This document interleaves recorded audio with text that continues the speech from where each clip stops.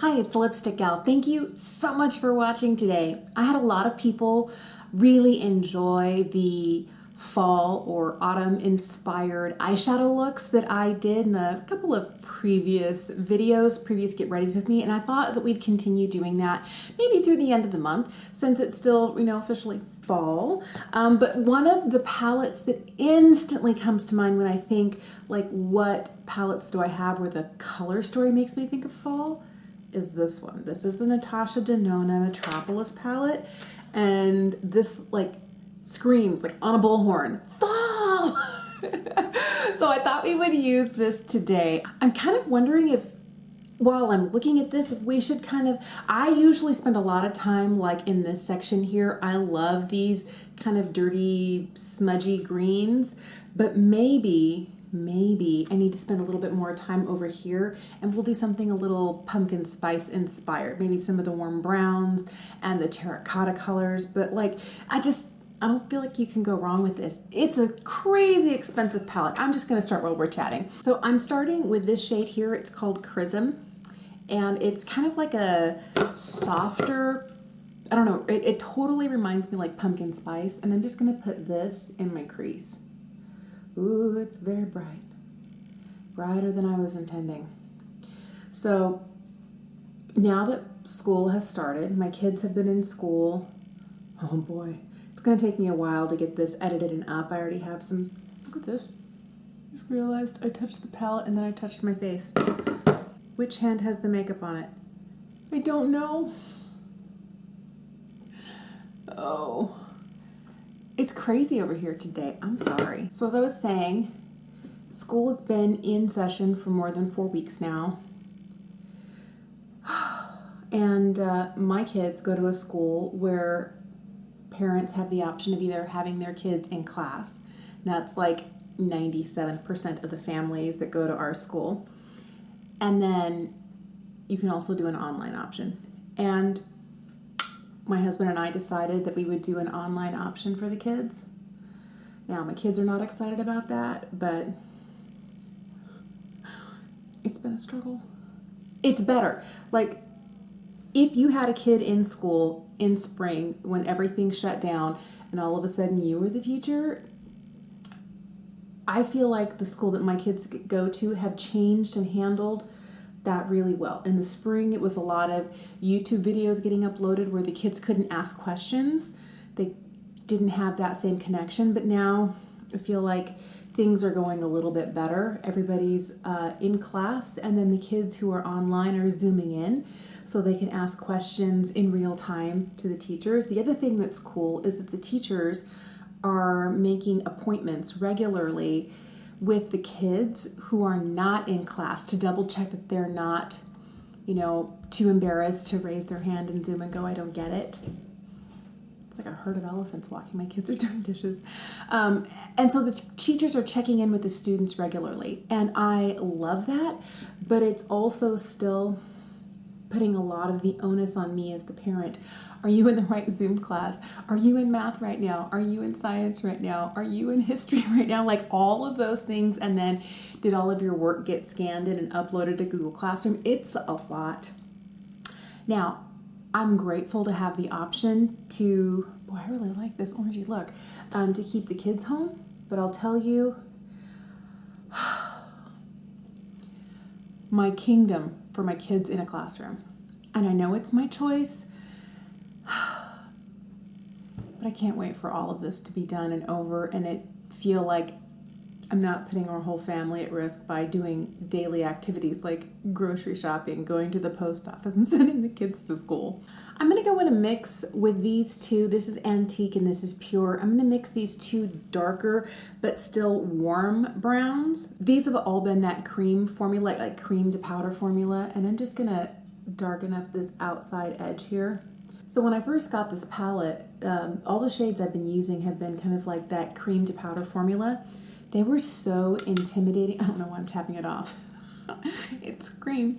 They were really intimidating to me, and I really felt like I didn't know what I was doing. But I discovered that they work really well with your finger, but you get a lot of payoff. And if you want something that's really going to buff and blend it out, a natural hair brush just works so much better. So I tend to use this palette most successfully. Remember, beauty enthusiast, not a makeup artist, so everything with a grain of salt. But I feel like I get the best results with this formula when I use natural hair brushes and when I take my time. I'm going to dip into this shade here. This one's called Azoic. I need like just like a little bit more depth, like right out here on the outside edge. I was so tempted by the bronze palette that Natasha Denona put out this summer, but I was like, wait, a lot of those colors give me the same vibes that I get from my Metropolis palette, so I was like, don't do it, don't do it. And then the Glam palette came out, and I'm like, oh, I want it so bad. Now, the one thing I'll tell you is I really like Natasha Denona's eyeshadow formula. I like that she's doing palettes that are similar in size to this, but that are less expensive. This was the $129 one.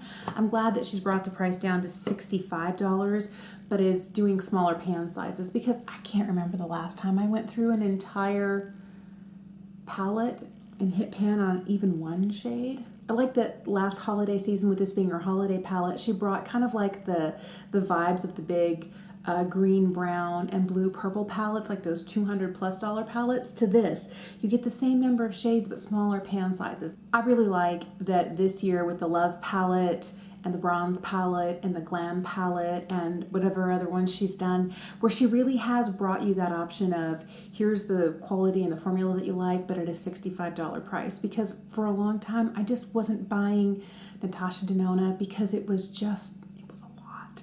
I wanted one at like the green brown. I really want that, but I'm not going to spend $200 on my shadow palette. I'm going to start with this shade here, a mixture of this, and I'm going to kind of hit my lower lash line. I want the warmth from that orange shade, but I also want some of that darker shade on the other side is actually an olivey kind of muddy tone. So I'm going to grab this shade right here. This is called Blaze, and I'm just going to tap that like right over the top. Maybe that was too much. So I just have a brush that I have dedicated for brushing away fallout. This one's really sparkly. My cheeks are sparklier. I don't know if this is a good idea. I'm going to use this shade right here. This is called Orium, and I'm going to put it in my inner corner. It's got a really nice duochrome flip to it, and well, it's definitely, it leans a little more green. It's really pretty though. I don't know that it was the best choice for an inner corner highlight, but hey. So I really love this kind of Bejeweled pumpkin spice eye look I've got going on. I normally don't wear oranges this bright, but maybe it's because I've been playing with makeup and I don't go anywhere and nobody sees me and nobody does the, what are you doing look? I don't know. A lot of my friends, like, they're the mascara and lip gloss kind of people. And I am the all the colors and the bold lipstick kind of person. I really like it. The one thing I would do different is this shade right here. This is called Blaze. Has a very different texture to it. It's gorgeous, but it's kind of chunky and flaky, and I do have some glitter fallout here. So I would next time make sure to do my eyes first.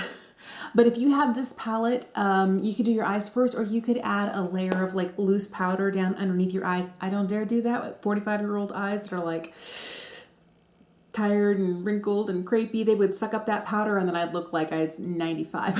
It would happen. It would just really accentuate down here. So I should do my eyes first next time, and I won't have the glitter fall out. But that's like the only thing I'm not happy about. I did add on a little extra blush today. I've been using this pink Dahlia from Cover FX. They're monochromatic duos. I felt like I needed just a little bit more blush because the eye got so bright. I'm curious, do you do a lot of seasonal inspired makeup looks? Do you love seasonal foods? Do you wear clothes, you know, maybe seasonal colors at certain times? I normally do this more with my makeup, and I find that in spring and fall is when I do more what I would consider to be spring and fall colors, and then summer and winter it's more changing the type of formulation of product that I use on my face. I don't know why. I love fall inspired makeup, and this kind of orange situation is just making me super happy. Let me know if you have this palette. Let me know if you reach for it regularly. If you have any recommendations on how better to handle that really glittery eyeshadow, I would love to know. And if you don't have this shadow, but you have similar tones, you like a warm pumpkin-y spice eye, do you like doing this sort of stuff for fall? I would love to know. Thank you so much for watching today. I'm going to make sure to link all the rest of the makeup that I didn't show you in the description bar down below. I hope you have an amazing day, and I will see you again soon. Bye.